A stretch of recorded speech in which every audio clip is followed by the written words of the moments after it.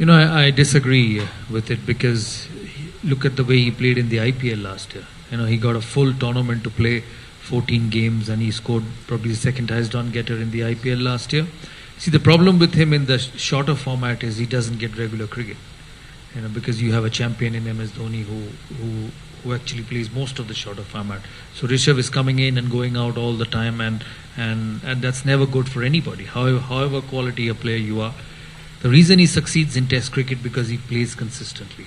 How many Indian batsmen has got Indian wicketkeeper batsman has got Test hundreds in England and Australia, and he scored it at ease. It's not that he struggled. It's not that he looked out of place when it is fast and pacey. For me, he is your future. For the next 10 years, you will see that boy a lot in all formats of the game, and not because he plays for Delhi. He can play for anybody he wants, but just serious talent. He's a hard worker.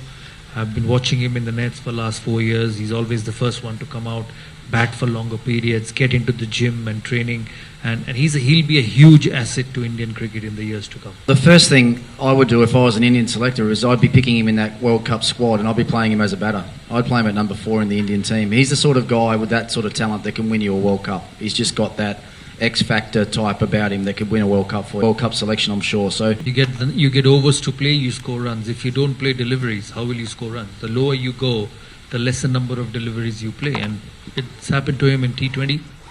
It's happened to him in one-day cricket. So anybody who wants to succeed in the shorter format of the game is to go up the order. You've seen the best in the world do that. So that's always for me the solution. And as Ricky said, if you put Rishabh up at number 4, he will score runs for you because he's just so talented. He's got so much time to play fast bowling that you can't see Rishabh Pant failing at the top level. And he hasn't actually, in his short career. I think he's been remarkable for India. And once he starts getting opportunities consistently, he'll just be a different player. It's play, you don't play forever. How many cricketers get to play 15, 16 years of international cricket? So I don't think any of them should worry about being fatigued, being tired. Just find a way to get fresh, because I've always said there's a limited time to play the sport, and when you're getting opportunities at the international level, at the IPL level, this will not come back. So just find a way to get rest, find a way to stay fresh, and keep playing. Not playing is not the solution. Even our generations played a lot of cricket. Yes, the IPL wasn't there maybe towards the end of our careers when IPL came in, but cricket was same in the past. And I keep saying that before you realize, you'll see 10, 12, 13 years have just flown away. So just make the most of it and play every possible cricket match you can. Look, I think that's a really tough question to answer. We all know how big a deal the World Cup is, comes around every 4 years. Aside from a couple of the biggest test series that's played around the world now, it's probably the pinnacle of world cricket. So, and I can see it from a board's point of view that they want to make sure that they can put their best team on the park for that entire World Cup. But we'll see how it's managed. I mean, we know that the Australian players are arriving late, they're leaving early. It sounds like some of the South African players might have to leave a fraction early as well. So they're doing whatever they can to look after their players. I'm sure at some stage as well, some of the Indian fast bowlers might be on some sort of restrictions at the back end of this tournament. But at the end of the day, a lot of that that's out of our hands. We can't control that. We'll continue to pick our best 11 players, put them on the field and try and win as many games as we can. That's what we're here for. Wait to the players. If they want to play and if they keep performing, why should you stop it? It's their careers. They want to participate in every format of the game like we did when we were young and wanted to play test cricket and one-day cricket. So it should be left to the players, and players will find their way. Being injured is not being unfit. When you play at the top level consistently, there are times you will get injured. And there's no guarantee that when you play for the country, you don't get injured. So I think there are no hard and fast rules. I believe in one thing, as a player, when you get an opportunity to play. Never say, I don't want to play. It doesn't work.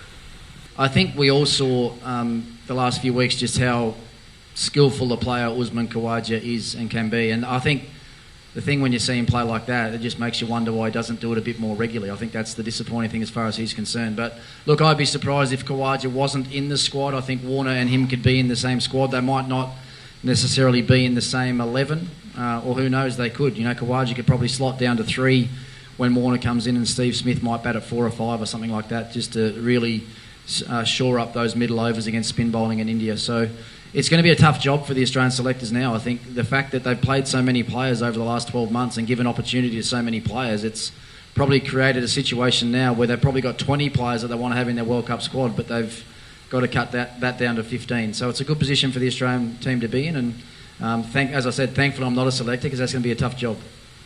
No, Steve Smith's not allowed to be captain for another 12 months. So he got a 12-month playing ban and also got another 12 months on top of that as far as leadership's concerned. So I'm pretty sure that Aaron Finch will be the captain going into that World Cup. Maybe, but he's out on the field, so he can still help Aaron Finch out. I think that's the way that the team will work.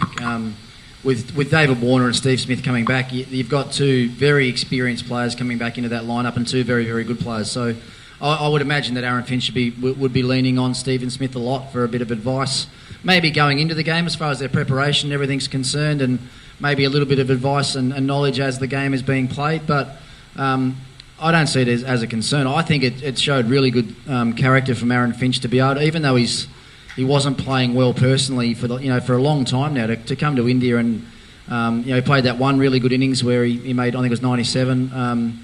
But for him to be able to lead well when he wasn't playing well personally, I think says a lot about him. And what we know about Aaron Finch as well is he is a very, very good white ball player. He's probably been Australia's best one-day player for the last couple of years. I think he's made 1100s in the last few seasons, and I think the good sign there is for Australia, even though that he's out of form, if he gets back into form just before the World Cup, then I think that's a real positive for Australia.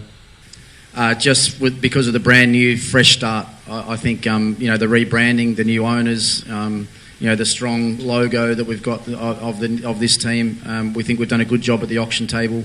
We've got a good blend of youth and experience in our squad, and if us guys work really well together and do the right thing by the players, then I think we can achieve some pretty special things this season.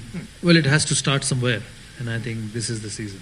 Well, if you look at our top order batting as well, we were really conscious of trying to sum up our top order batting with Indian batsmen. So we have Shikhar, Prithvi, Shreyas and Rishabh at the top. Yeah. Though you think those four guys are going to be the basis of our batting right through the tournament. So that then gave us an option to try and pick a few more all-rounders. So Chris Morris, Rutherford, Kemo Paul, we've got all-rounders in that sort of category. Jalaj, Saxena, Akshay Patel, these sort of guys, Harshal Patel. So we've got a lot of all-rounders, which gives us all those bowling options. And I think as an IPL tournament goes on, you do need to have great flexibility. You need guys that can play different roles in different positions in your lineup. So was it a conscious effort? Yes, it was a conscious effort to have a lot of different options. That gives us the ability now to put, even looking ahead to our first game, we could put six or seven different playing combinations down on a team sheet and still have very good teams. So we're really happy with the squad.